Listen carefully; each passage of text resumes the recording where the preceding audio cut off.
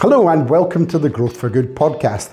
In this episode, I'm delighted to be joined by Libby McDonald, founder of a new company, We Are Thryve, an HR consultancy based in the Highlands and focused on helping organisations to build stronger, healthier cultures as they grow. Libby's journey into business has been shaped by her lived experience, from leaving school early after struggling with undiagnosed dyslexia to working her way through a family-run care business and later supporting organisations through HR roles. Her perspective is grounded, honest and deeply human. In our conversation, which I think you'll enjoy, we talked about leadership under pressure, what it really means to support people at work, and why many businesses find themselves just surviving rather than thriving.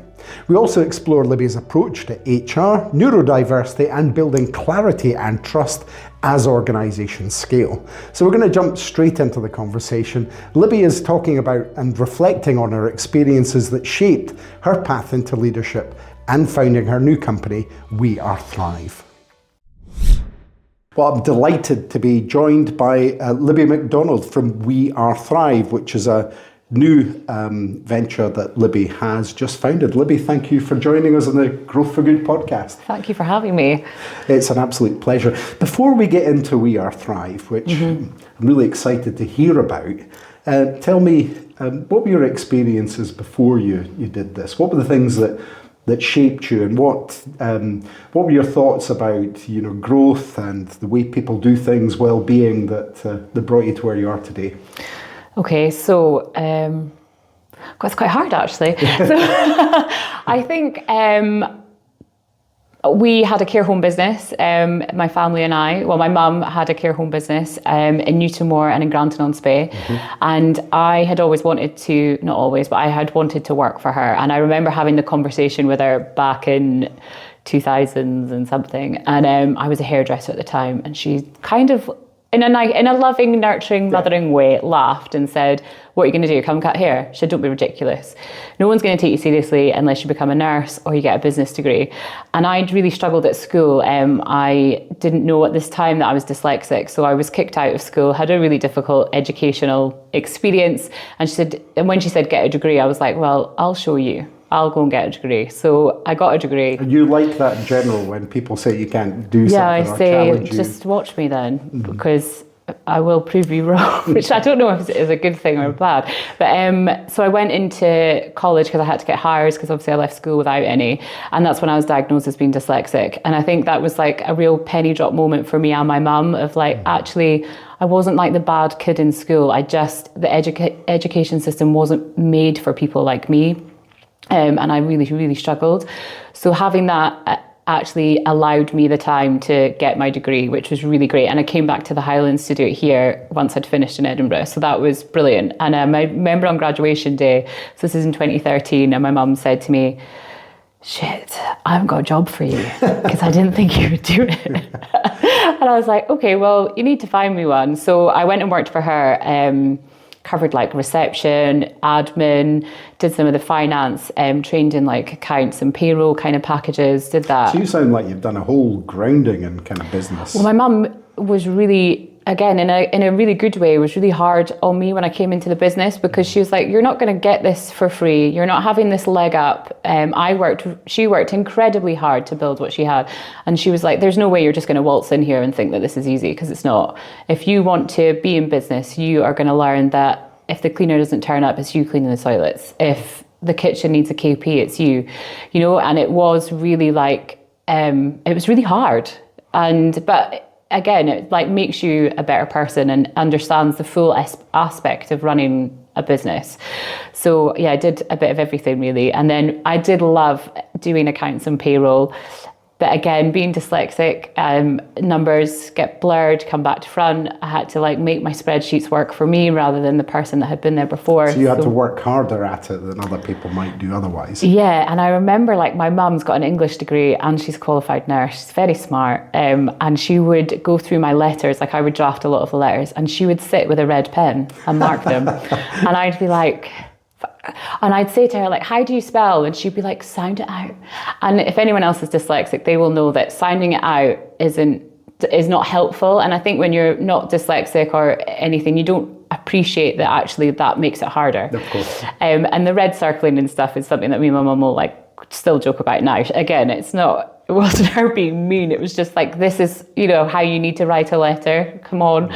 So it was kind of like all of those experiences. And then my brother and I both worked together in the company, and we wanted to buy it over. And again, it was like, you're not getting this for free. There is things that you need to do. So we worked really hard as a family to get the business where it was. And nothing was on a plate. No. Never on a plate. And I remember having a really hard time with some of the team that my mum had worked with for a long time, and getting really upset. And she was like, get a thicker skin, because people are not going to be kind to you. People are not going to make this easy for you. It is going to be hard. And if you want to work here and you want this opportunity, then basically suck it up and get on with it. And, you know, like at the time you'd be like cross about that, but I'm so grateful for it, because it does, even though things will still upset you and nobody's got like an infallible skin, like it does make you think, well, people are going to say things about you. Just, you kind of move on from it. Did it make it easier for you to grasp and deal with things, that you were basically saying or understood that life is tough and sometimes you just have to, you know, rise above it? I think so. And I think like my mum brought us up on her own. So like single parent, 3 kids, like. And a business. In the Highlands of Scotland. We were English. It was, you know, we have a very loving family, but it wasn't easy. And my mum worked really, really hard to kind of build those foundations. Here, you had to build your own network, as you were saying, the foundations. And I think for my mum to do that is really hard. You've got 3 young kids that are like 3 little tearaways that are like, you've moved us halfway across the country. Has she been an inspiration for you? 100%, yeah. And I think we've had an interesting relationship through the years, because I was the only girl, the youngest. Like, you know, you're going to have that dynamic. Anyone who has kids knows that, I think. And working together in a business is challenging. Some of the days were the best days together, and some of them were, sometimes we'd car share, and sometimes I'd be like, and I'm sure she felt the same. Yeah. Like, I'd rather sit anywhere else right now than do a 40-minute car journey next to you. You know, but then we had this thing of like, we would drive home and it would be like, right, okay, 3 peaks of today and 3 pits. And sometimes like the peak would be like, I had a nice sandwich. And I remember, you know, like we laugh about it now, like, because some of the days were just so hard. And my brother and I did eventually buy my mum out, and it was COVID. So we signed our agreement to buy mum out and then went into lockdown, like I think 2 or 3 days later. Oh dear, that's tough. So it was quite like, that was another totally different experience. And then obviously we had care homes, so it was really vulnerable. Tom and I separated so that one of us was in one and one was in the other. My mum wasn't coming in because that was just the agreement that we all had. So it was a really like tough existence. And yeah, eventually I guess like Tom and I ran it for 2 years with my mum supporting in the background. But because we'd managed not to get COVID in the homes for such a long time. Yeah. And then right towards the end, we got COVID in both care homes, which obviously anyone that's experienced COVID was just completely horrific for the team, for the families, for everybody involved. And eventually that's when we kind of sat down. Yeah, well, that's quite a grounding for you. Was there any particular incident, event, point that kind of like struck you and said, right, okay, well, all this experience here, everything I've done up until now, but I'm going to go and do something different. I'm going to go and launch We Are Thryve. What was the moment that happened? I think this year. So after the care homes closed, I was pregnant when we made everyone redundant, and then worked for another local business as an HR advisor, I was lucky to get that position in a sense, and it was a good grounding.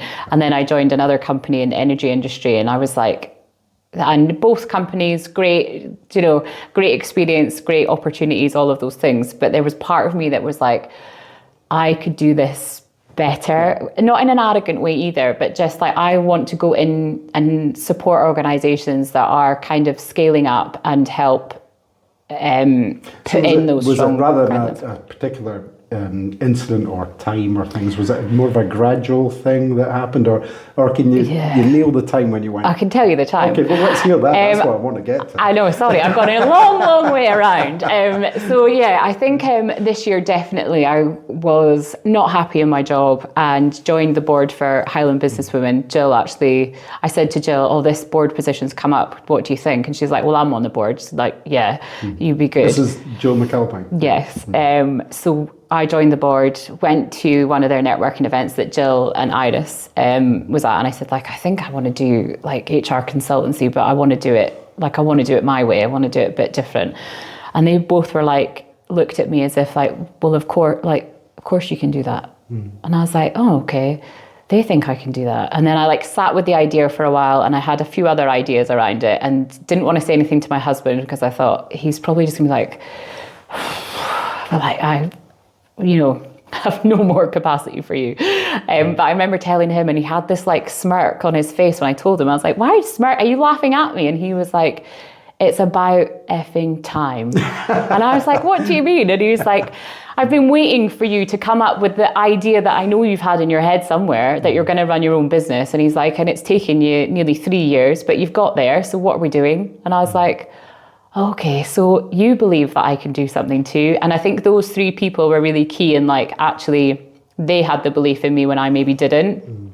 And they kind of really helped shape and formulate the idea of what We Are Thryve was going to be and what it could be. So I think that was definitely the catalyst. So the summer of this year, of 2025, was like, I blame those three people. They are responsible for me sitting here, basically. So, but yeah, I think it's been good. We Are Thryve. You founded this business. Tell us, before we go into a wee bit more about yourself and you know what you're bringing to that, tell us a bit about what it is. Okay, so We Are Thryve is an HR consultancy based here in the Highlands.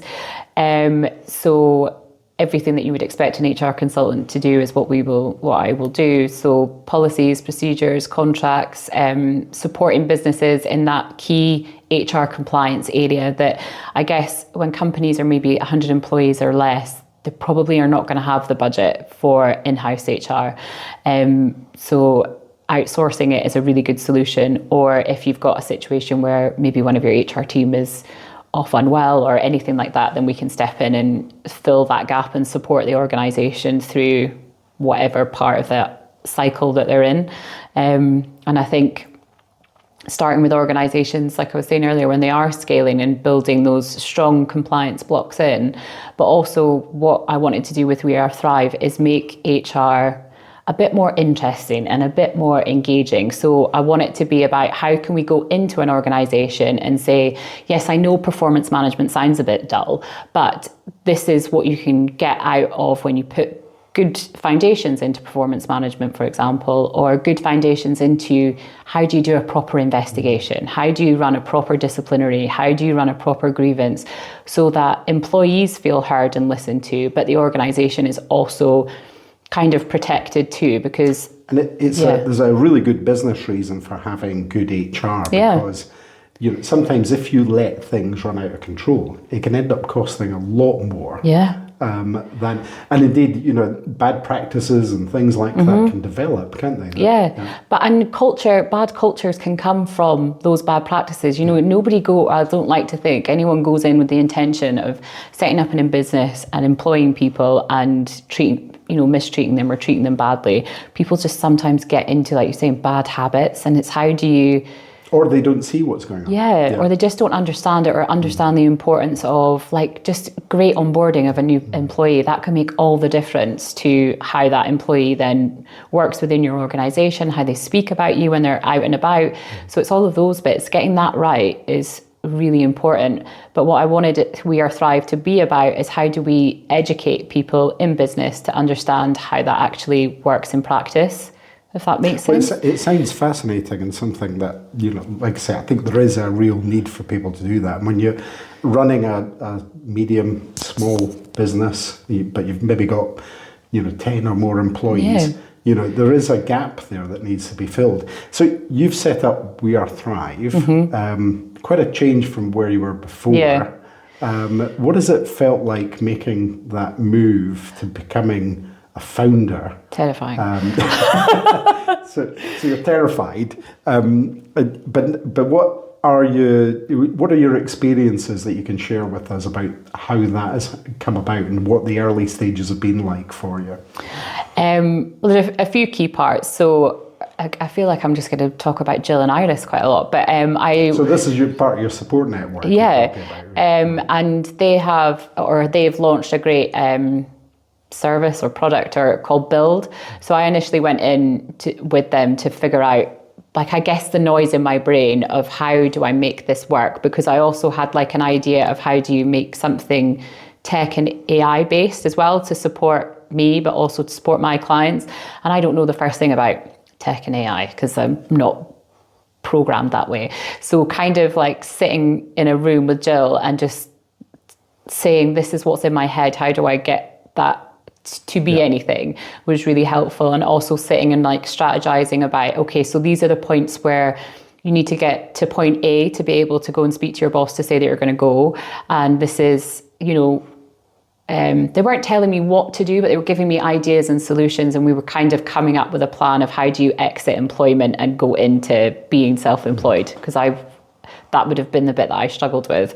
So that was really helpful. So going in and then seeing my boss, I think one day I just said to my husband, Kevin, I was like, I'm going to speak to my boss tomorrow and resign. And he was like, okay, this has gone from an idea to resigning.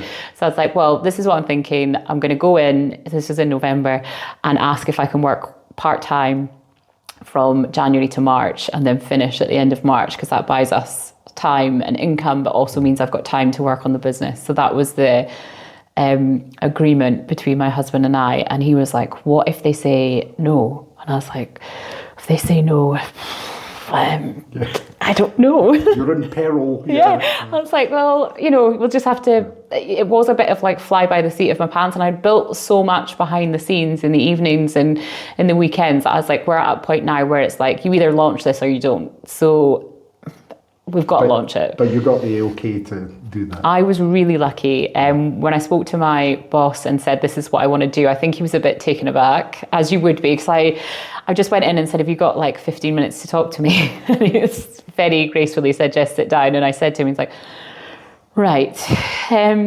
basically, can you put what you want in writing and like I'll come back to you, which I think is a extremely reasonable response. And thankfully he came back and said, that's fine. You can do that. You can work part-time and we'll make sure you do a handover for the person that's going to replace you. So I'm lucky in that sense. It wasn't, because he could have said, off you go. And We Are Thryve. Mm-hmm. What have you brought off yourself into, what specific thing do you think, gives you that edge with this new company you founded? I think a couple of things. One is, I've ran a company before. I've employed, me and my family have employed 110 people. We've supported 75 vulnerable adults in the Highlands alongside their families. So I know what it's like to run a company. I know what it's like to do a management buyout. I know what it's like to run a business through COVID. And I also know what it's like to stand in front of your team and say, we've run out of money and the liquidators are in the car park and I'm really sorry. Mm-hmm. And then to think that I was going to be kept on for a little while I was pregnant and be made redundant so I've experienced that whole life cycle. As well as the experience, is it empathy? Yeah, definitely. Is it an understanding of what those people who were maybe you had to talk to would be going through? Yeah. Because you're going to experience it yourself. You can see it from both sides, and I can see the importance of having good HR and also how businesses need to run to be compliant, but also at the end of the day, they need to make money. Mm-hmm. So I can see it from both sides of the coin, I guess. And then also having been an employee for the last 3 years, I know what I've enjoyed about those aspects and what I haven't. So you've kind of got a broader experience as well as the HR background, but I don't think there'll be many HR consultants that have got that level of what it is to run a business and all of the other bits that go alongside. So I'm hoping that stands me, in good stead. We've been talking about We Are Thryve, your new business that you founded. Thrive is what does the word thrive mean to you? What is it to you?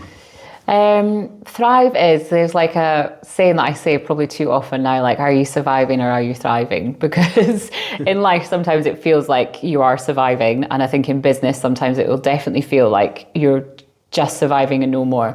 Whereas it's a kind of subsistence thing that you get a lot of businesses find themselves in, where they're working just to pay the wages. Yeah, and you're just like pedaling, and there's no, like, you can't see a way out of it. Like, how do I get from A to B, and how do I make it thrive, and how do I make it brilliant?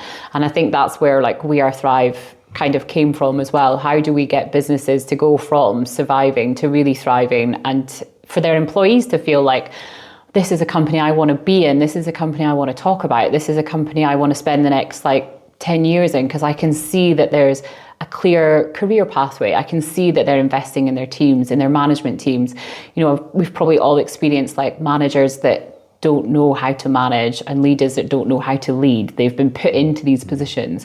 And I think like that's a real key part of We Are Thryve as well. How do you support that management team to really excel where they can excel and help their team excel, which is only going to make your business thrive, I guess. So you've explained that well, but what are the values that you think you've brought to Thryve? I think, again, being dyslexic, like one of the values is like clarity, like clear instruction, clear policies, like, let's take away all of the unnecessary guff that we just don't need, make it clear, make it transparent for everybody to understand, whether you're neurodiverse or not. Like, let's make that. So that's a big thing. Being authentic. I know we all use that word and band it around a lot, but that's really important. Like, come to the training sessions and be honest about what you know and what you don't know, and be open to what you want to learn and what you want to bring to the party, because that's the only way you're going to get the best out of, like, if we were to do a management training session, that's the only way you're going to get the best out of it. Be open and honest and transparent and say, I don't know this, and let's build those kind of foundation blocks. So those are like authenticity, clarity, clarification, those kind of things are really important. And like the transparent and being honest and open. That honesty is something that's really important, isn't it? Massive. Because to get that level of trust, because human resources, you're literally talking about human beings and resources. Yeah. You know, you have to have that level of trust for a company to function well, don't you? And I think HR, we do, you know, they've tried to rebrand it so many times, haven't they, for like people and culture and all of these different buzzwords that you get around it. And I think the essence of what HR is that we are there to support an organisation, but we're also there to support the employees. And when you tread this really fine line of making sure that the company's compliant and giving sound advice that sometimes isn't followed for whatever reason, that a company decides not to follow it, but then that was HR's fault. And there's no accountability for anybody else in the middle. So you kind of get lumbered with the great and the bad. So I think that's a challenge for HR professions. Business owners, founders or management teams or whatever want to feel that they're contributing back to their employee base as well. Yeah, you'd like to think so.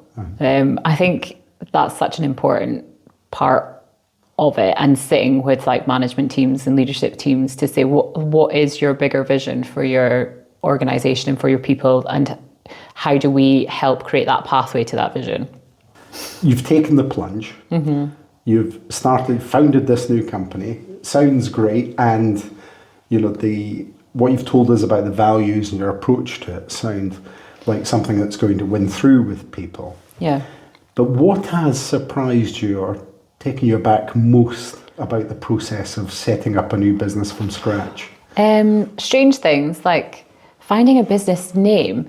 Like, you go through so many different thoughts in your head of what it could be and what it should be and how's the branding going to look, and those kind of things took up a lot more time than I thought they would. I thought it would just, so like, the packaging was a challenge. I thought it would just, like, you know, come to me in the night kind of thing, and that takes a little bit. And also the amount of, even though like I have a full-time job and a 3-year-old, and we decided in our wisdom to get another dog, a puppy, and I have a husband and all of the other things, life happens and you're tired. But when I'm like come home and when he's gone to bed, I'm like, okay, I can do a couple of hours work right now. And it like re-energizes me somehow. I think because I'm so passionate about it, logging into that computer and doing whatever it is I'm doing on that. And it's not even like you're being paid at the moment to do some of that stuff. It's just because you're building something and it's exciting. That enthusiasm. Yeah, and it really drives you and makes you feel like re-energized. So that surprised me a lot, because I did think, where am I going to get the energy and the headspace to build this? Does that come full circle to what we were talking about earlier, where you're set a challenge and you're just going to go and prove to everybody you can do this? Yeah. I think because I failed so badly at school, and I was asked to leave school. Yeah. I didn't even get excluded. I was asked to can you just go? Not come back. Yeah. Just that. I think it's just best we part ways. Being told that at 15, you're kind of like, well, I can either take this one of two ways. Either the world's against me and I can just go and fall into that world that they think I'm going to fall into, or I can go and be someone.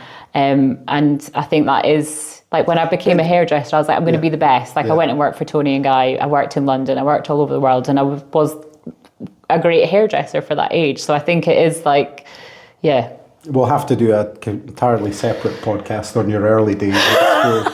I'm sure this sounds fascinating. I'm sure people want to hear more about that. But let's talk about some of the challenges you've overcome. You've talked about all the different things that you've had to face, and the way you had some kind of strict but loving control over how you got things done from your family. But when you have a wobble, when you feel a wee bit nervous about something, what helps keep you grounded? What's the thing? Through COVID, I realised meditation was quite a big thing for me. And people used to say that to me. So I do get quite anxious and anxiety, and to have that, it's really horrible. And I've had it to the point where you have to sit on the floor and so it's really unpleasant. So somebody once said to me, have you tried meditating? And I immediately laughed in their face. It's anyone that knows me personally, they'll know that I'm not the person to sit still and breathe. So learning how to meditate has been a bit of a game changer for me, because it just calms down all of the noise. Do you recommend it for other people? 100%.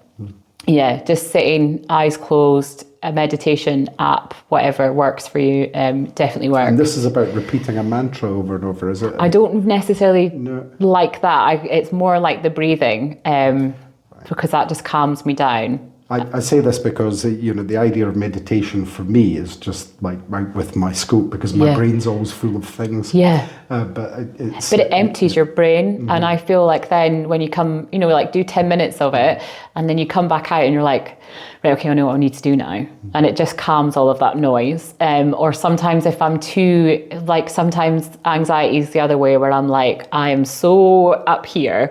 So I have a Peloton bike, which I'm really grateful to have. And so exercise jump on that. is another thing. Yeah. Love it. Or now that our dog's a wee bit bigger, going out and walking her is such a kind joy. Of dog is she? A yellow Labrador. Ah, fantastic. So we had 2 labs before, and we lost them quite close together. And then I was like, I need to get another dog, because again, I find them quite calming and relaxing and going outside. Regular listeners to the podcast will realise that whenever there's a dog mentioned, I always go, right, tell me more about it. I know. You could do a podcast about the dogs. It's part of the school days and the dogs are coming. So those are things that help keep you grounded. You've talked very early on about your mum, your family. Is that also important to you? Yeah, having conversations with them sometimes, because they, the people that are closest to you will also tell you the things that you don't want to hear, which sometimes you need to, you do need to hear them. And my other half is very good at doing that also. You sit and have a glass of wine, and I'll say, oh, well, this happened today, and then he's like, right, well, and you kind of, while you don't like being told that you're maybe wrong or that you need to be whatever, it's then your next day you're like, oh, that was actually quite helpful. So yeah, those kind of key people again. I think it is having your network, isn't it? As Thryve begins to take shape, what are you most excited about at the moment? And what are you most looking forward to in the coming year? Well, 2 things. One is definitely getting out there and working with organisations, and every founder, getting clients. And then the other thing is that I've been kind of working on in the background is, I don't know what you tech platform, HR platform type. Again, my dyslexic brain, whenever people used to hand me policies to work through or whatever, and I'd be like, there's so many words on here and I don't know what I'm going to do with that. And now we've got great AI and everything else.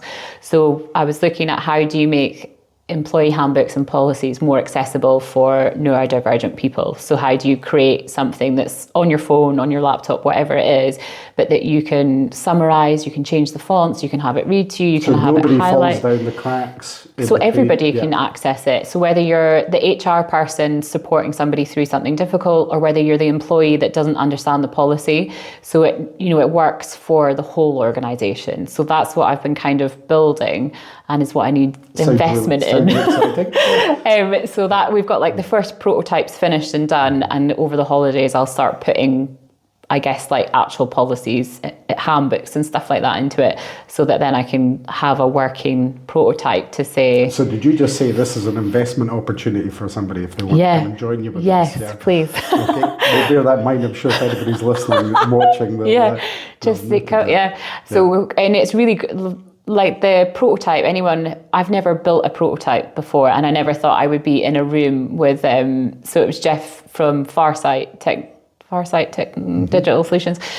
You'll put the right thing in for me. I sat in a room with him and his team, and I was like, I remember sitting in the car park and having a bit of a cry, because I was just like, how am I making a prototype for something that's been in my brain for so long, of like, how do we make HR, how do we make policies more user-friendly? How do we get there? And how do we use the tech that's now available to actually build that?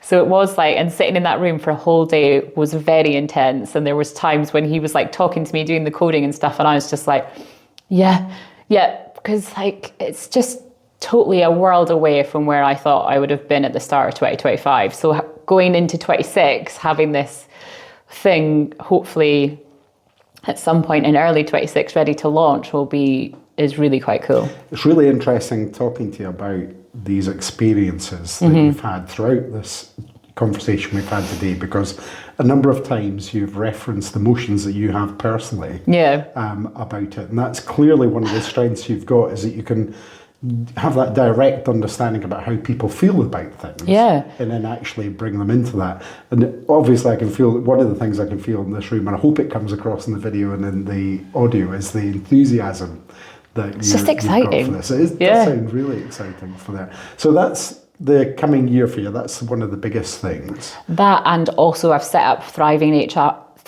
HR, which is for HR professionals. So hopefully we'll do a quarterly meeting. So the first one, Harper McLeod are doing it. So with Laura Kim Muir, I've said her name wrong. So we're doing that, and it's going to be on the Employment Rights Bill and how does that impact HR. And I think having that space for HR professionals to sit and speak openly and honestly about, because there are so many new legislations coming in. Okay, well, can I ask, sometimes you do feel like, am I asking the stupid question? Because I'm the HR person, I should know everything, and we don't know everything. So creating those spaces and creating them in person for people in the Highlands is really important, because we get missed out. Like, everything's happening in Glasgow or Aberdeen. They're not happening here in Inverness, and there's so many talented people. So to get those people into the room, that's also the next thing for 26. Well, I could talk to you for hours about this, because it's fascinating venture that you've started, and the path sounds really interesting. But let me just finish by asking you, what's your biggest hope for the coming year, in terms of, it doesn't have to be business, it could be personal. What's your biggest hope for the coming year? To make We Are Thryve a success, and for it to be everything that I'm kind of dreaming up in my head for it to be. And I just hope that you get so many ideas when you start a business, don't you? And I just need the clarity of, this is this pathway and this is this pathway. So I want that to kind of be, I guess, We Are Thryve to be well known and well respected within Highland and further afield. Libby McDonald, We Are Thryve, thank you very much indeed for joining me on the Growth for Good podcast. Thank you for having me. It's been good. Well, my thanks to Libby McDonald, the founder of We Are Thryve. What stood out for me in this conversation was Libby's clarity about the role people play in building sustainable organisations.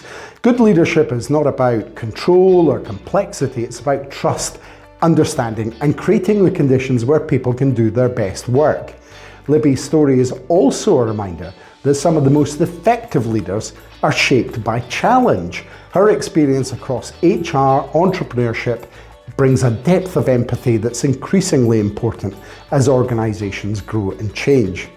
If you've enjoyed this episode, please do share it, subscribe to the podcast, and follow Growth for Good for more conversations with people working to build businesses that put people and communities at the centre. I'm Hendry. Thanks for listening and watching, and I'll see you next time.